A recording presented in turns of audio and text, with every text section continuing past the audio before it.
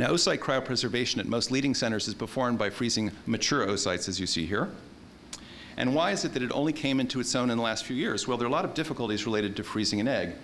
As you may know, it's the largest cell in the human body. It is largely made of water.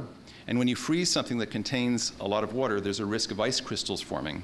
And ice crystals inside the egg can wreak havoc and perhaps damage the chromosomes. Additionally, when you thaw frozen eggs, there were problems fertilizing these eggs because of changes in the zona. A few advances, though, have changed all of this. Slow freezing is a technique where you slowly replace the water of the egg with a type of antifreeze and then in a computer-programmed cooler, slow it down cooling. And this was used for many, many years as the primary method. More recently, vitrification seems to be the preferred way to freeze oocytes. This involves very rapid freezing of the oocyte.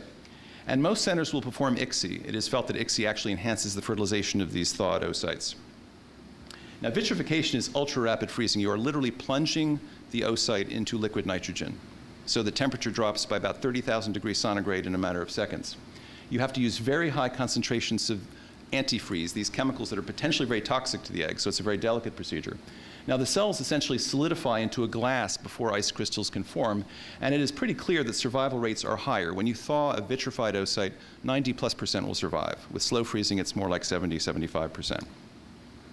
Now, the last topic in my sort of whirlwind and hopefully not too disjointed overview today is going to be endometrial coculture, a procedure that we've been using at Cornell since the mid-90s, and that we think is very, very helpful for some of our patients. Who are candidates for coculture? Primarily couples who've had prior IVF failures, especially when they've had issues with their embryo quality, slow development, fragmentation. Now, it's called autologous endometrial coculture because it is the woman's own cells that we use to grow the embryos. And autologous means it is from that woman. Other coculture systems in the past have used cells from other animals, for example. Now, the way it's performed is the woman undergoes an office procedure called an endometrial biopsy. This is performed in the preceding cycle, usually after she ovulates.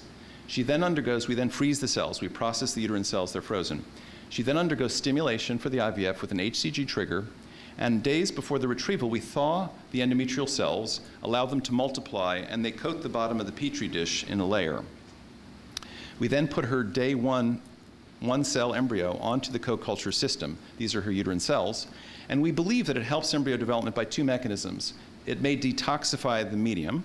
As the embryos develop, they may produce toxic metabolites and byproducts. But also, we believe that the cells may secrete some growth factors and proteins that actually aid the development of the embryos and that may be deficient in the medium. This is a photomicrograph of a layer, a confluent layer of endometrial coculture cells. And these are day 3 embryos sitting on coculture. So the bottom line, of course, is does it actually improve quality and does it help people to become pregnant? Now, in the early days of coculture, in the mid-90s, we did some randomized trials where we took women who'd had repetitive IVF failure with poor embryo quality. We randomly divided their embryos to be either on coculture or on conventional medium. And obviously, I chose a dramatic example for illustrative purposes, but this is one woman, the same cohort of embryos on the same day, and you can see that they're very extensively fragmented in the conventional medium and obviously virtually no fragmentation in the coculture. The results are obviously not going to be this for everybody, but on average, we see very significant improvement.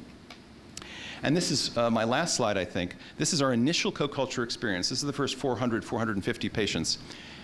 Age less than 35, 35 to 39, 40 and above. Number of patients, 100, 200, 140. And this is the number of prior failed attempts these couples had. So the youngest patients had had an average of between 2 and 3 failed attempts. The older patients, 3.4, 3.7 previous failures. And when you look at the clinical pregnancy rate with the first coculture cycle, 60+% under 35, 42% 35 to 39, 27% 40 and older. It's really at the level that we would have hoped it would have been for their initial attempt. Now, coculture is not for everybody. It is not our standard procedure for first-time patients. We have no evidence it helps everybody.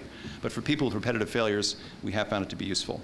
So I thank you for your patience and attention, and I will turn the podium over to the next speaker.